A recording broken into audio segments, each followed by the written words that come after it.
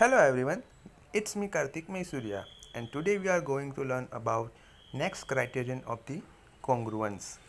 So let's start. So today's topic is congruence among right angle triangle. तो आज हम जो हमारा कॉन्ग्रुएंस का क्राइटेरियन है उसके अंदर फोर्थ जो क्राइटेरिया है राइट एंगल के बारे में है, उसके बारे में आज हम पढ़ेंगे। सो राइट एंगल जो ट्रायंगल होते हैं उसके अंदर कॉन्ग्रुएंस के लिए कौन कौन से रूल्स हैं ये अब हम जानेंगे। So the congruence among the right angle triangles, RHS congruence criterion. इस क्राइटेरिया को क्या बोलते हैं? RHS congruence criterion. सबसे पहले हमने देखा था SSS, दूसरा हमने देखा था SAS, तीसरा हमने देखा था ASA और ये फोर्थ जो क्राइटेरियन है वो है RHS कॉन्ग्रुएंस क्राइटेरियन। तो RHS का मतलब क्या होता है? Right angle hypotenuse side. Okay, so if under correspondence the hypotenuse and one side of a right angle triangle are respectively equal to the hypotenuse and one side of another right angle triangle, then the triangles are congruent। तो इस criterion में क्या बताया गया है कि अगर कोरिस्पोंडिंग के बारे में अगर हम बात करें तो राइट एंगल जो ट्रायंगल होता है उसके अंदर सबसे बड़ी जो साइड होती है उसको हम बोलते हैं हाइपोटेनियस, राइट। और ये हाइपोटेनियस साइड और एक दूसरी साइड, ओके, तो ये दोनों साइड अगर कोरिस्पोंडिंग ट्रायंगल्स में सेम होते हैं, इक्वल होते हैं, तो हम उनको दोनों ट्रायंगल को कॉन्ग्रुएंट में है ऐसा बोल सकते हैं। तो इसको एग्जांपल के थ्रू समझते हैं अभी। तो यहाँ हमारे पास दो टाइप के ट्रायंगल है। पहला जो ट्रायंगल है ABC और दूसरा जो है वो PQR। ओके, यहाँ पे मैंने दो एग्जांपल लिए हैं आपको समझाने के लिए। ये फर्स्ट फिगर है, ये सेकंड नंबर की फिगर है। तो पहली फिगर में यहाँ पे angle B is equal to 90 degree है, side AC is equal to 8 centimetre है और side AB is equal to 3 centimetre है। तो ये हुई ये ट्रायंगल ABC की बात। उसके साथ कोरिस्पोंडिंग राइट एंगल ट्रायंगल कौन सा है? ट्रायंगल PQR, जिसका मेजरमेंट है angle P is equal to 90 degree, PR is equal to 3 centimetre and QR is equal to 8 centimetre. तो ये हुआ हमारा ट्रायंगल PQR। अब ट्रायंगल ABC में बात करते हैं तो एंगल भी 90 डिग्री का है, यानी कि ये हमारा 90 डिग्री का हो गया एंगल। AC कहाँ पे? ये रहा हाइपोटेनियस साइड हमारी। सब राइट एंगल ट्रायंगल में ये जो सबसे बड़ी साइड होती है उसको हम बोलते हैं हाइपोटेनियस साइड। तो वो कितने की है? 8 सेंटीमीटर की। और AB उसका मेजरमेंट कितना है? 3 सेंटीमीटर। तो ये हो गया AB is equal to 3 centimetre. उसके साथ दूसरा जो कोरिस्पोंडिंग ट्रायंगल है ट्रायंगल PQR, उसमें एंगल P जो है वो 90 डिग्री का है। तो ये हो गया एंगल P 90 डिग्री का। नेक्स्ट है PR is equal to 3 centimetre. तो ये PR है वो 3 सेंटीमीटर का है and QR is equal to 8 centimetre. तो ये हो गया PRQ और QR जो भी हम बोल सकते हैं उसको 8 सेंटीमीटर का है। तो हमारा जो RHS क्राइटेरियन था उसमें क्या बताया गया था कि अगर दो कोरिस्पोंडिंग राइट एंगल ट्रायंगल है तो उसके अंदर एक हाइपोटेनियस और उसके अलावा दो साइड में से कोई भी एक साइड अगर इक्वल है तो ये दोनों जो ट्रायंगल है वो कॉन्ग्रुएंस में है ऐसा हम बोल सकते हैं। तो सबसे पहले ये दोनों ट्रायंगल कैसे? राइट एंगल है, यस। उसके अंदर जो हाइपोटेनियस साइड है AB है, यहाँ पे RQ है या तो QR है, जो भी हम बोल सकते हैं, वो दोनों सेम मेजरमेंट की है, 8 सेंटीमीटर 8 सेंटीमीटर। ओके, दूसरी बात कि उसके बाद जो हमारे पास दो साइड बची है यहाँ पे AB और BC। ओके, तो इन दोनों में से कोई भी एक साइड क्या होनी चाहिए? इक्वल होनी चाहिए। तो यहाँ पे जो साइड है AB 3 सेंटीमीटर की है और PR वो भी 3 सेंटीमीटर का है। तो यहाँ पे जो RHS क्राइटेरियन है वो फुल हो रहा है, राइट।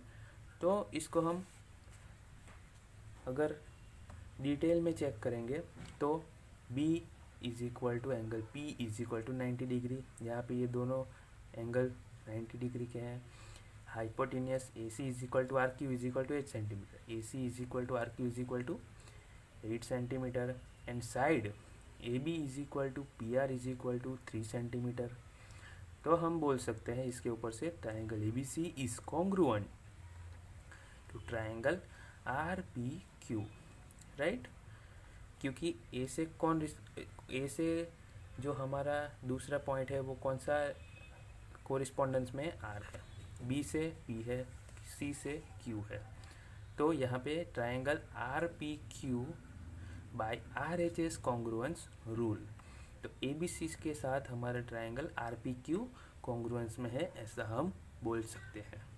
ओके, अब हम दूसरी फिगर में देखेंगे जिसमें एंगल ए 90 डिग्री का है, ए सी 5 सेंटीमीटर का है, बी सी 9 सेंटीमीटर का है। तो ये हो गया हमारा ट्राइंगल ए बी सी, जिसमें ए 90 डिग्री का है, ए सी 5 सेंटीमीटर का है और बी सी 9 सेंटीमीटर का है।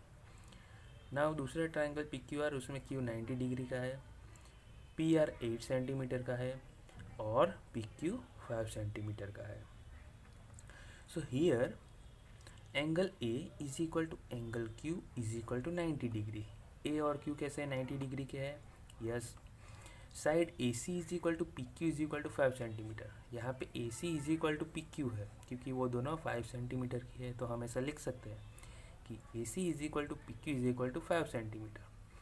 नाउ हाइपोटेनियस साइड जो है हमारी बी सी और पी आर, तो ये जो साइड है हाइपोटेनियस वो बी सी यहाँ पे 9 सेंटीमीटर की है, जबकि ट्राइंगल पी क्यू आर में 8 सेंटीमीटर की है।